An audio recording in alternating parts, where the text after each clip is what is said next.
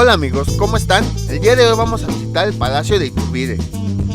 Fue construido entre 1779 y 1785 por el arquitecto Francisco Guerrero y Torres, que ya habíamos visto que también participó en la Basílica de Guadalupe. Dentro de él se encuentran exposiciones temporales. De hecho, en una ocasión se exponía una colección de nacimientos navideños provenientes de distintas partes del país. Cada uno de ellos fue hecho con materiales y características propias de la región de la que provenía. Me gustó muchísimo esa exposición, pero pues la vi hace más de 10 años.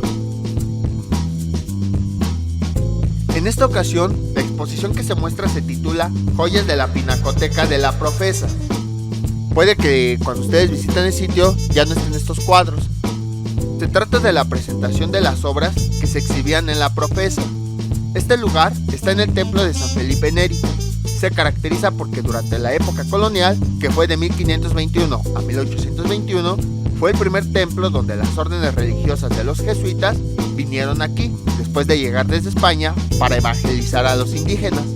El nombre completo de esta orden religiosa era la Compañía de Jesús, pero pues para más fácil los llamaban los jesuitas.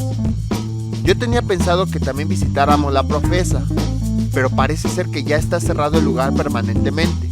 La exposición se divide en 6 núcleos, los cuales iremos explicando a lo largo del recorrido. Y aquí tenemos una vista general del Palacio de Iturbide.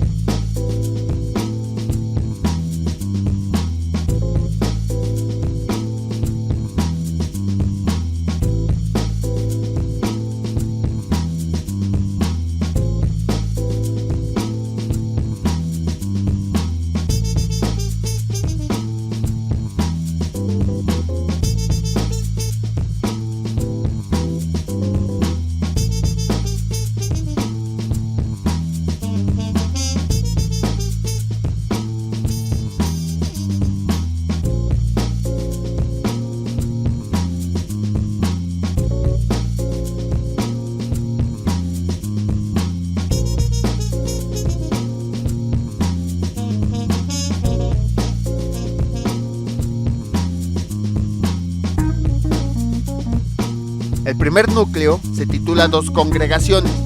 Muestra pinturas de las órdenes religiosas de los jesuitas y de los filipenses, encabezadas por San Ignacio de Loyola y San Felipe Neri, bajo la protección de la Virgen Dolorosa. 2 obras son importantes. Una de ellas muestra a Francisco de Borja, aquel virrey que conocimos que renunció a sus privilegios y se convirtió en sacerdote. Y la otra muestra a 2 jóvenes adorando al santo nombre de Jesús.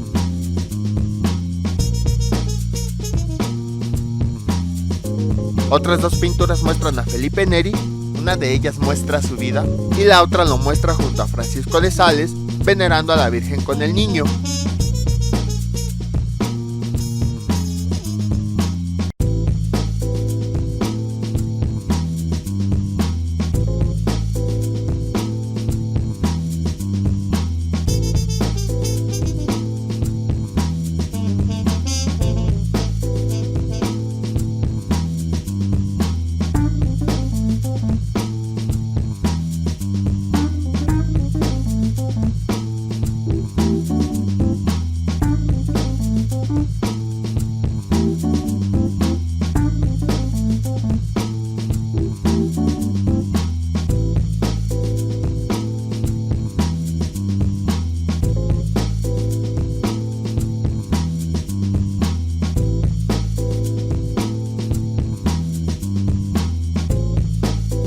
El siguiente núcleo se llama La Impronta Jesuita y Filipense. Muestra la presencia de estas órdenes religiosas en la Profesa. Algunas piezas son de origen jesuita, como la representación de San Luis Gonzaga, que recibe la visita de la Virgen María con el Niño Jesús. 2 obras hablan de la labor misionera y muerte de San Francisco Javier.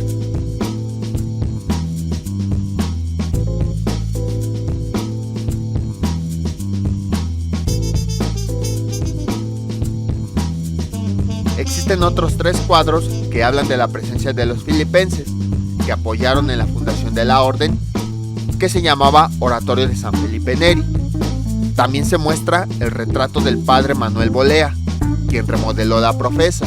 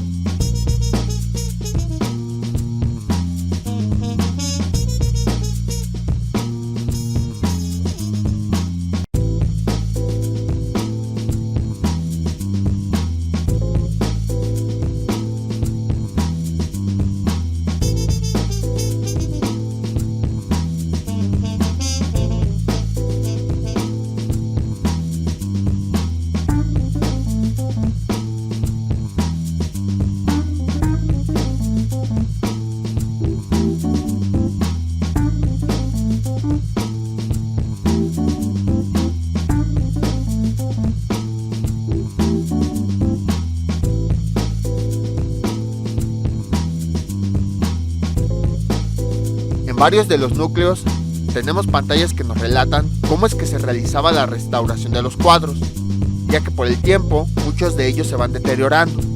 Para realizar el trabajo se debe ser tan cuidadoso que a veces se emplean equipos avanzados para evitar que se maltraten más, como microscopios, ropa especial, cuartos aislados, rayos X, entre otros elementos. El tercer módulo se llama iconografía cristológica. La vida de Cristo también fue eje en la devoción de la época colonial, desde su nacimiento hasta su pasión y muerte. Los personajes de su vida se plasmaron en diversos cuadros, así como en retablos de templos y capillas. A veces lo he comentado, los museos los elijo al azar, pero parece que están ligados, porque vean todo lo que aprendimos en la basílica acerca de los santos, de la religión, de las apariciones, todo eso. Como ya lo aprendimos en aquella ocasión, ahorita ya lo podemos entender.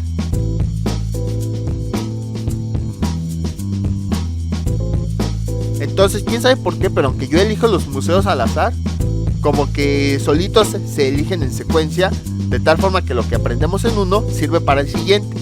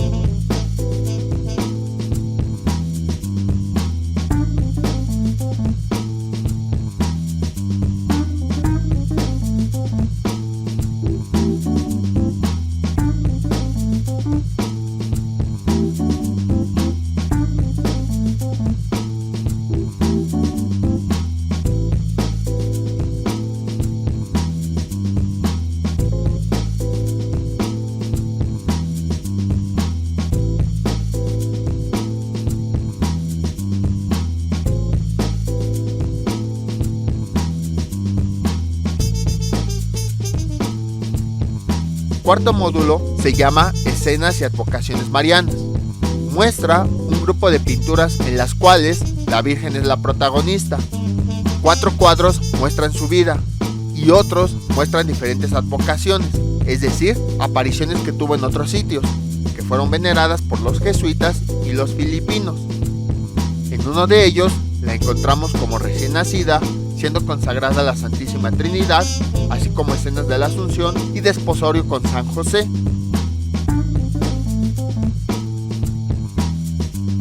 Otras 2 pinturas se dice que son magníficos ejemplos de retratos, ya que son reproducciones marianas de bulto.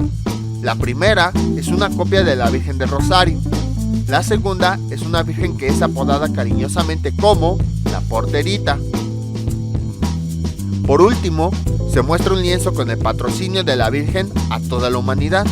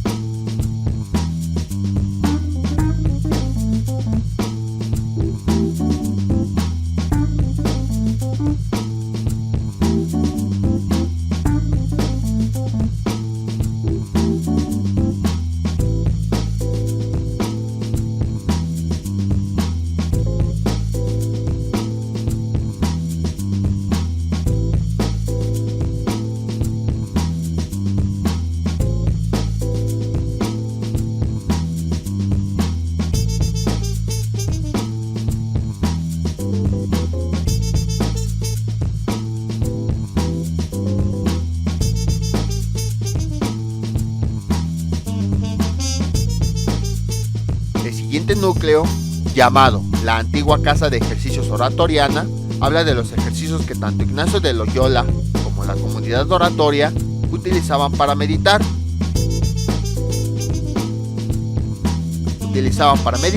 Acerca del sentido de la vida. Realizaban retiros y oraciones para lograrlo. Se establecieron elementos iconográficos para realizar las oratorias, principalmente el ciclo de Jesucristo durante la Semana Santa.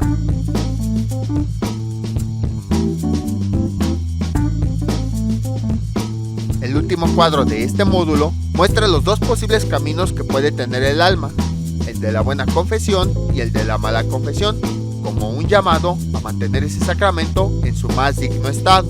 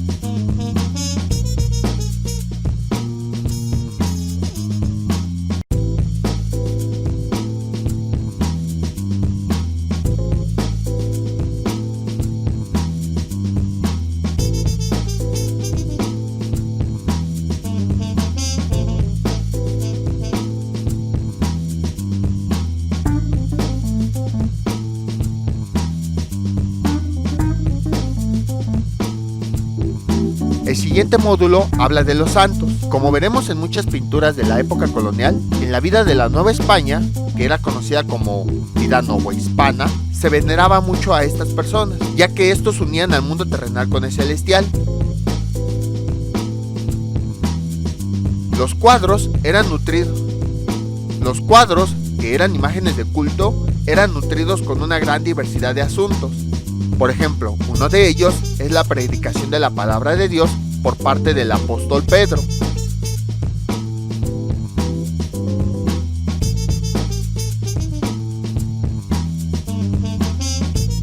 En otra pintura sale Juan Bautista, que es la persona que bautizó a Jesucristo cuando era un adulto.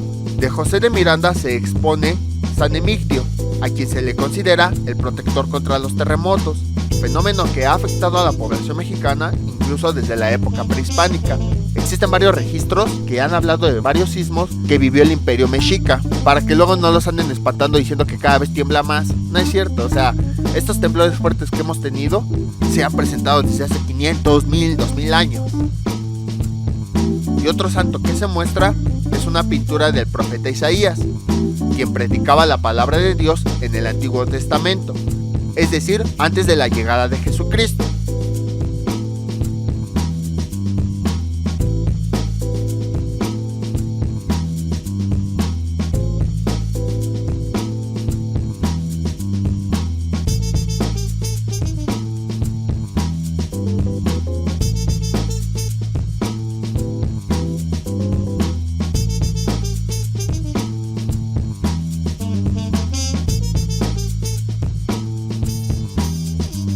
En la parte de arriba también hay otra exposición. Las personas creen que la exposición nada más es abajo, pero no, también en la parte de arriba se pueden subir las escaleras y pueden ver parte del recinto. Y pues ya que estamos subiendo, aprovecho para mostrarles cómo luce el Palacio de Iturbide desde este piso. Es considerado como una joya del barroco novohispano. Este fue un periodo entre los siglos XVII y XVIII en el que el arte se manifestó en la escultura, pintura, arquitectura y literatura. En el caso de la arquitectura, se manifestó en un exceso decorado, usando elementos temáticos del Nuevo Mundo, que así era llamado América. En cada uno de los edificios de la época colonial, como este, veremos que las columnas, marcos, bardas y techo van a tener una gran cantidad de detalles. Si nos quedamos viendo detalladamente el edificio, veremos que todos sus elementos tienen acabados muy detallados.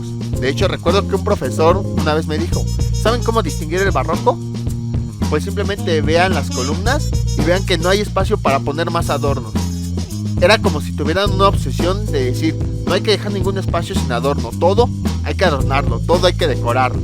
Así es como me acuerdo de esa definición del barroco.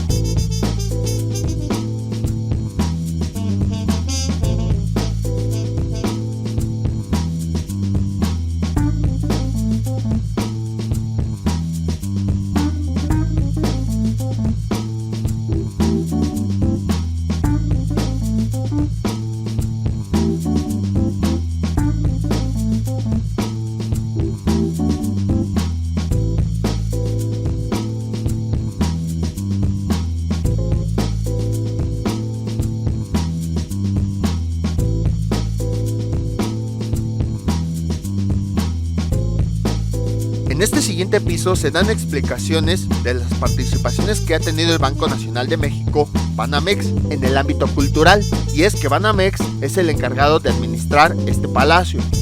También por esa razón es conocido como el Palacio Cultural Banamex. Y muestra algunas de las obras que pertenecen a la colección que gracias a sus programas ha ido creciendo.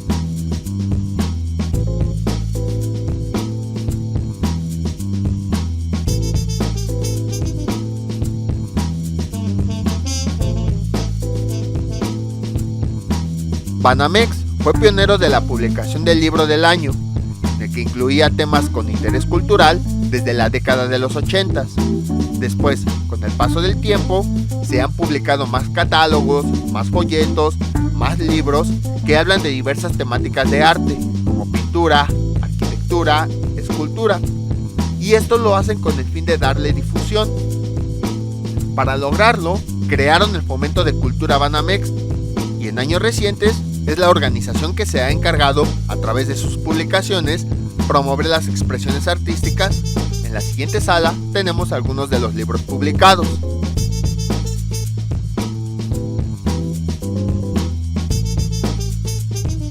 Posteriormente, en 1996, nació el programa de apoyo al arte popular, para apoyar a grandes maestros, así les llaman los artistas, para que puedan transmitir su creatividad a través del arte popular de diversas regiones del país.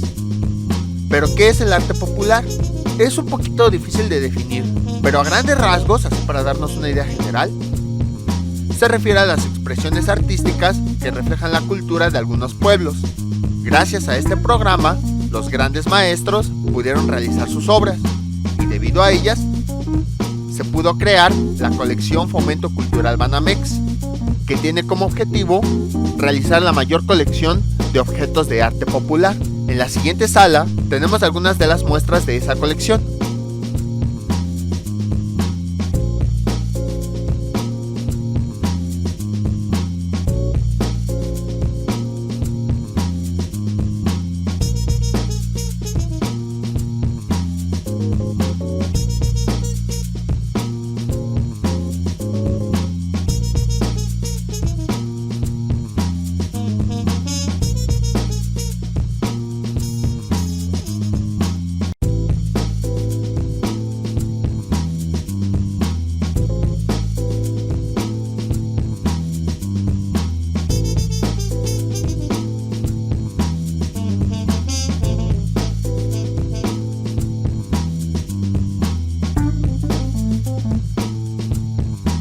Aquí tenemos otra vista general del palacio.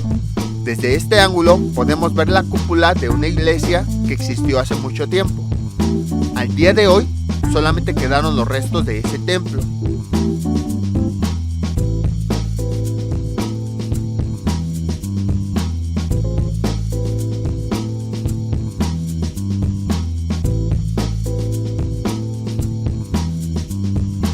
el desarrollo académico, el fomento cultural se ha asociado con instituciones, socios y personas del ámbito académico, con el propósito de fortalecer proyectos expositorios en donde se muestren las obras. La función de servicios educativos es el fomento de las exposiciones a los visitantes para que tengan un aprendizaje significativo. En otras palabras, para que aprendan algo, no nada más expresiones nada más por ver, sino para que aprendan un poco de cultura, un poco de arte, un poco de arquitectura, todo eso. En la siguiente sala tenemos un pequeño auditorio en el que se explican los cuadros vistos en la planta baja. Lo interesante de esta sala es que tiene muchos espejos, lo que le da un efecto visual increíble. Si se marean muy rápido, les sugiero que no entren porque luego sí llega a marear.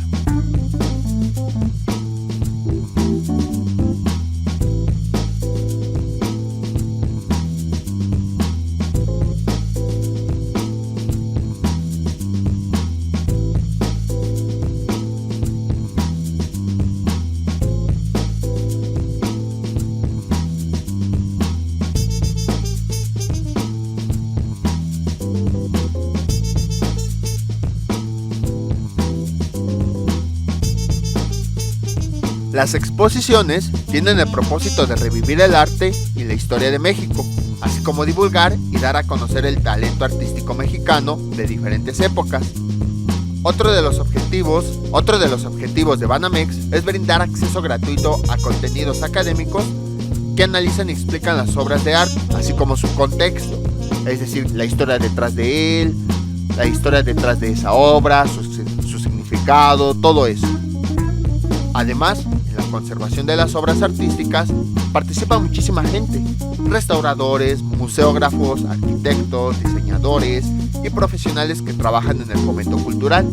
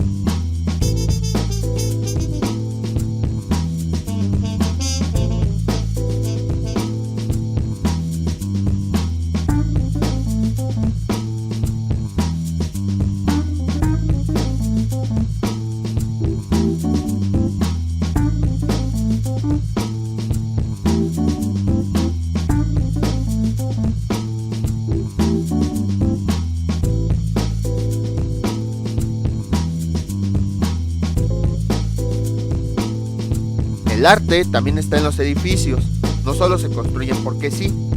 La forma, los colores, los murales, etc. tienen un significado. Aquí tenemos algunas de las fotografías de los edificios más emblemáticos de la Ciudad de México.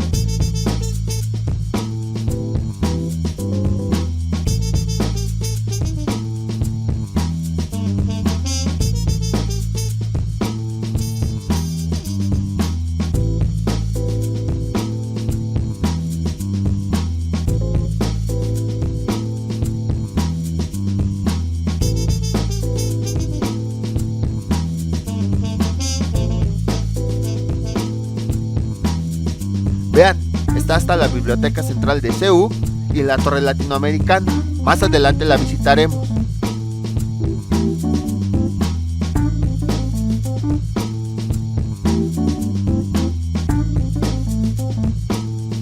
En las joyas también se puede ver este arte, la forma que tienen, las piedras utilizadas y el efecto de la luz generan sensaciones a las personas que los observan.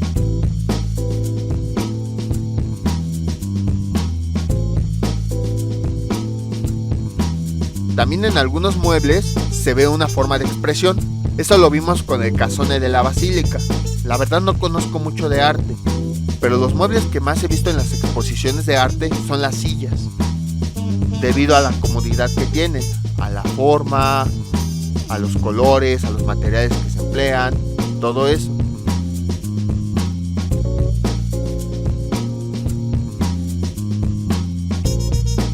También en las vestimentas se puede ver arte, ya que se plasman los vestuarios característicos de la región. Aquí vemos algunos ejemplos. En muchos museos, principalmente de arte, veremos que se exhiben sillas y vestimentas como formas de expresión.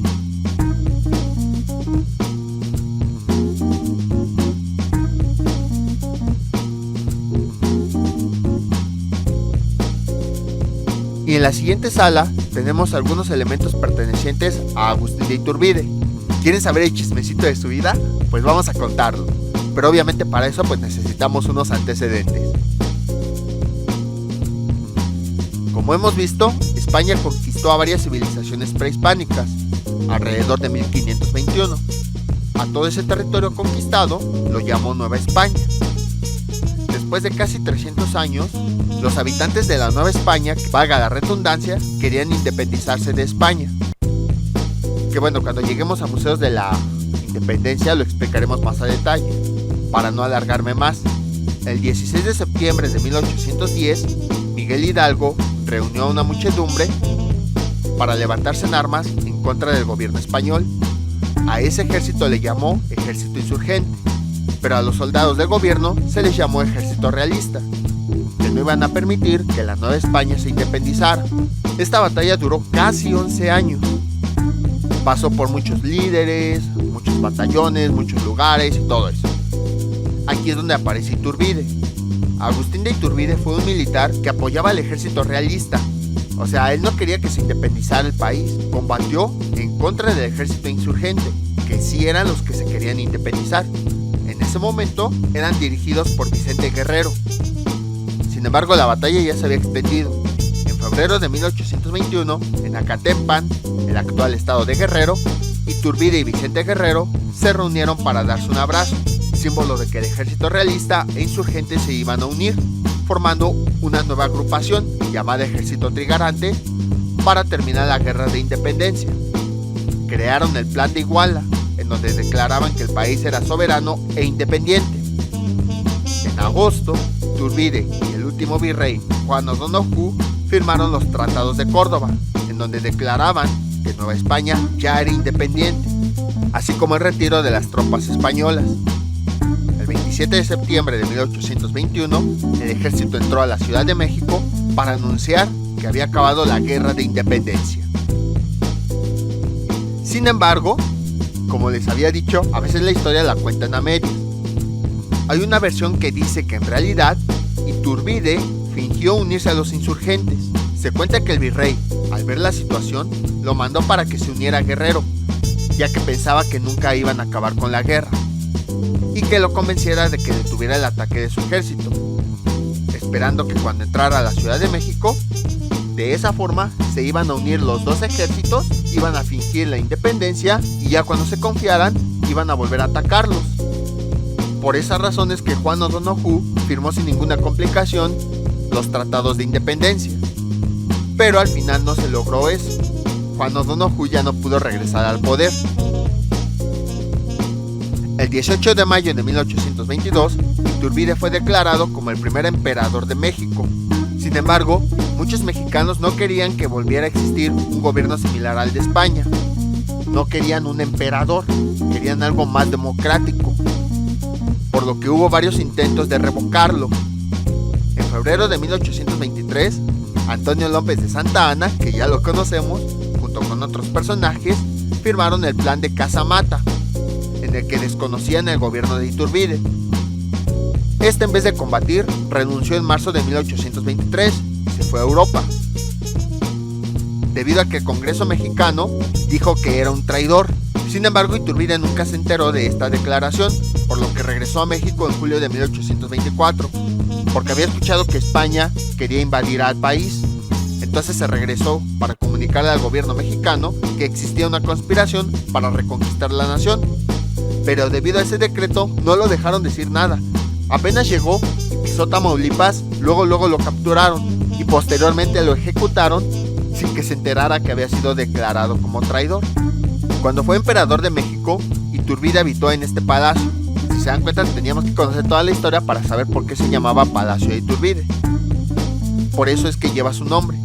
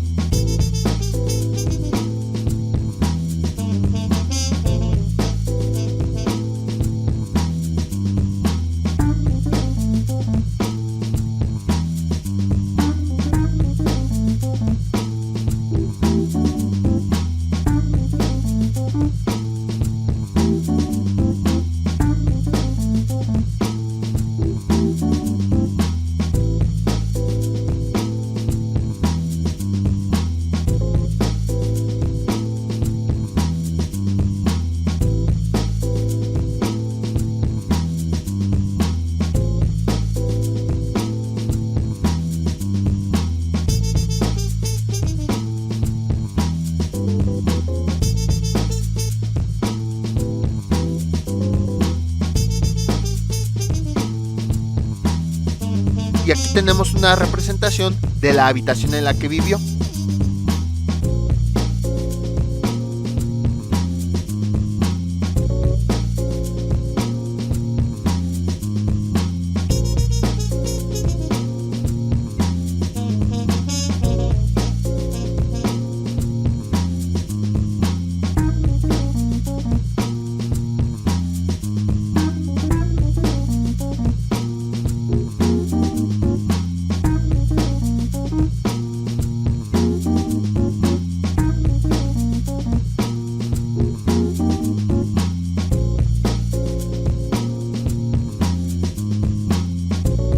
Aquí tenemos la lista de la historia del lugar. Todo empezó en 1716, que nació el criollo Miguel de Berrio y Saldívar en la Ciudad de México. Por otro lado, en 1739, en Palermo, Sicilia, nació Pedro de Moncada. Era hijo de Francesco Moncada, príncipe de Ardavia. En 1749, volviendo con Miguel Berrio, contrae matrimonio con Ana María de la Campa Cos, hija de Fernando de la Campa Cos, primer conde de San Mateo Valparaíso. Y hasta 1752 nace su primera hija, María Ana de Berrio y Campa. Miguel de Berrio y su esposa compran el número 12 de la calle de San Francisco a José Álvarez.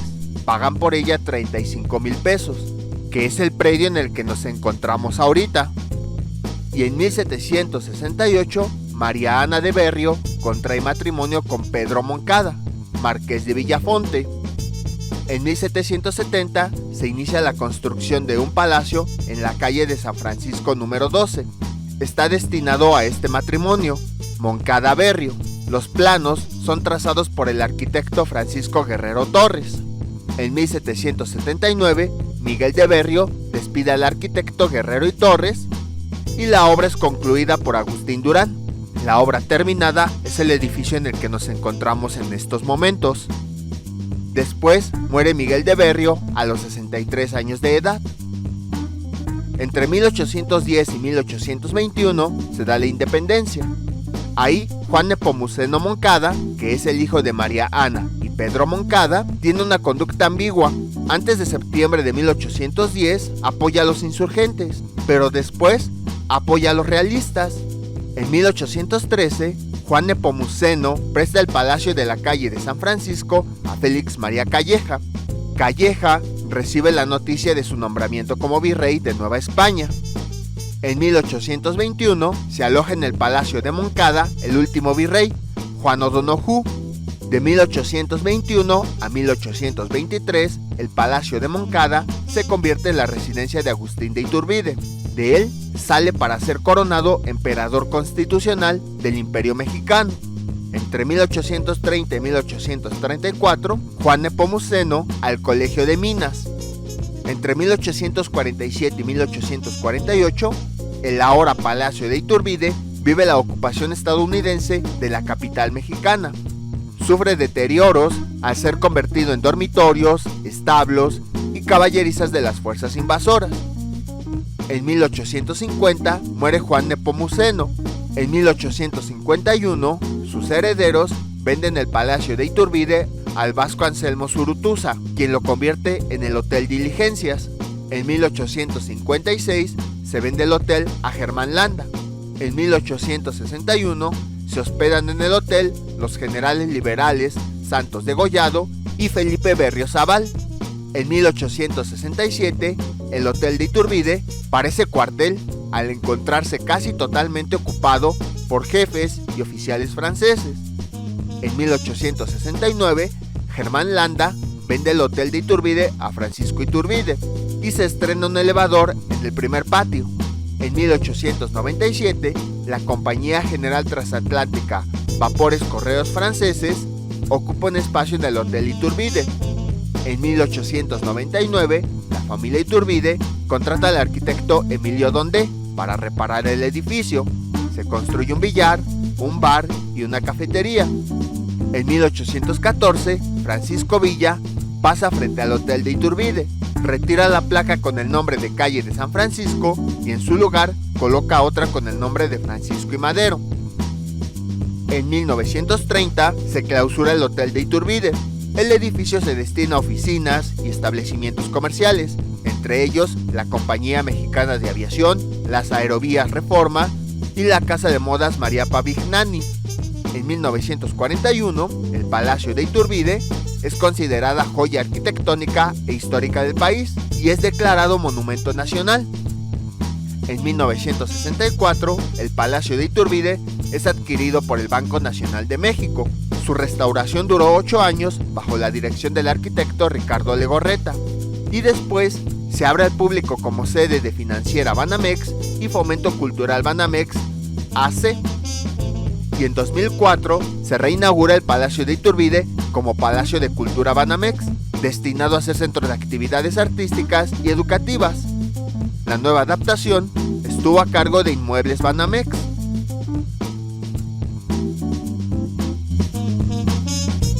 Cuando salimos de la habitación tenemos más muestras de arte popular, principalmente hechos con cerámica.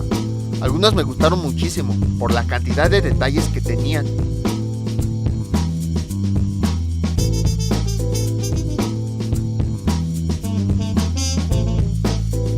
Como este puesto de tianguis. O sea, vean sus detallitos, sus verduras, se ve todo bien padre. Algunos de ellos hay que verlos detalladamente para ver todo lo que tienen.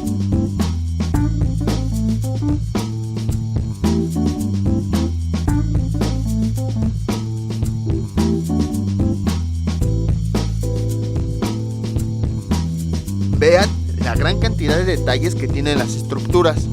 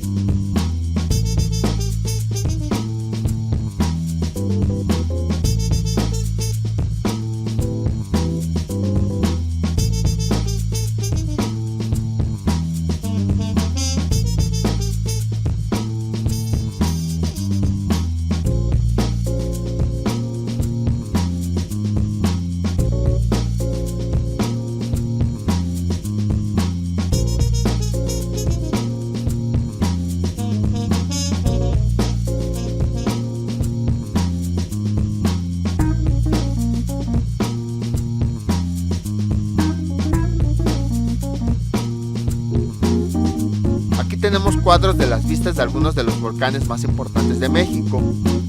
Hoy en día con el celular podemos fotografiarlos y listo, pero en esa época tenían que pintar los óleos detalladamente para tener un registro de la imagen. Y aquí tenemos más muestras de arte popular que, aunque no lo parezca, están hechas con puro barro.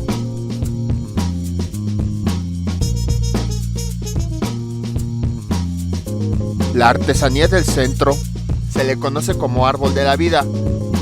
Es elaborada por los habitantes de Metepec del Estado de México. Es uno de los elementos más importantes del arte popular, ya que contiene elementos de las tradiciones mexicanas, así como un toque religioso. Es elaborada con barro y laca. La laca es una sustancia que hace que brille. Es considerado como patrimonio intangible cultural. En otros museos lo veremos más a detalle.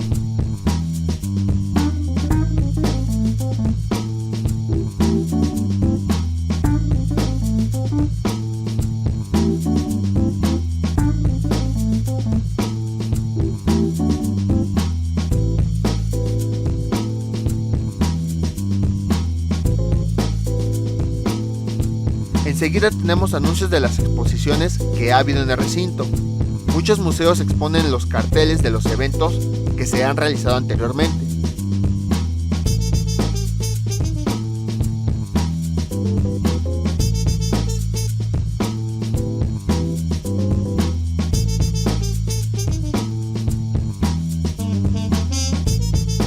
Banamex también ha participado en la restauración de obras de la época colonial, principalmente las que habían sido abandonadas, que sufrieron daños por el pasar de los años. En el año 2008 se crearon casas de cultura Citibanamex, en las cuales se resguardan inmuebles virreinales con el fin de contribuir al desarrollo social, cultural, ambiental y educativo del país. Aquí tenemos algunos de los cuadros de la época colonial que fueron restaurados gracias a la institución.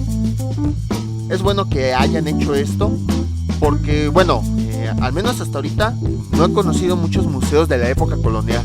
Creo que sí hay uno o dos, así dedicados a la época colonial.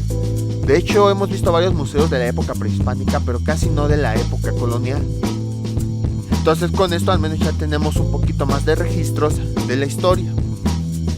Y bueno, también quería comentarles algo. Este video parece que le estoy haciendo propaganda a Banamex, pero no le estoy haciendo propaganda. En todos los museos hago lo mismo. Simplemente les cuento la información que hay. Y esta información que les he contado de lo que ha hecho Banamex, así está en el museo. O sea, hay carteles en donde ahí está explicado todo esto. Lo único que estoy haciendo es explicar lo que hay en esos carteles. No crean que estoy promocionando ni nada. Aquí tenemos los restos de una iglesia que estuvo en el lugar. La vimos hace un momento del lado opuesto, pero ahorita la estamos viendo desde abajo. Les pregunté a los encargados del recinto de este sitio, pero decían que no había mucha información. Solo se sabía que existía una iglesia, de la cual solamente quedó una cúpula. Observamos que al igual que el Palacio de Iturbide, sus columnas tienen elementos decorativos muy detallados, típicos de este tipo de construcciones.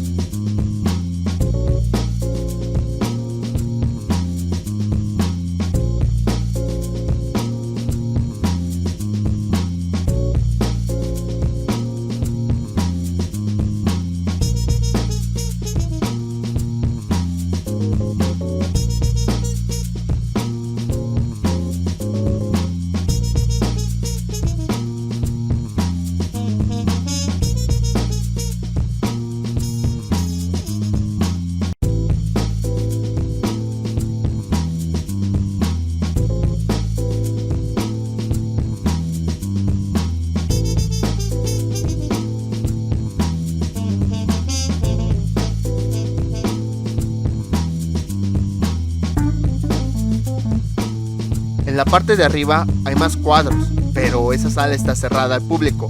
Yo creo que ese es el sitio donde hacen las restauraciones. Y con esto terminamos el recorrido. Espero que les haya gustado y espero que no se aburran de mis explicaciones. A veces sé que me explayo un poco, pero es que no me gusta presentar un museo sin que las personas sepan de qué estamos hablando. Por esa razón trato de dar ligeras explicaciones, pero espero que no se aburran. Ya si de todos modos les aburre pero quieren conocer el lugar, pues pueden poner silencio y así lo van a disfrutar sin problemas. No me enojo si hacen eso. Para llegar al museo basta con que se bajen en la estación San Juan de Letrán de la línea 8 del metro y que caminen hacia la calle Madero. Esta calle también tiene su historia, pero ya la veremos más adelante.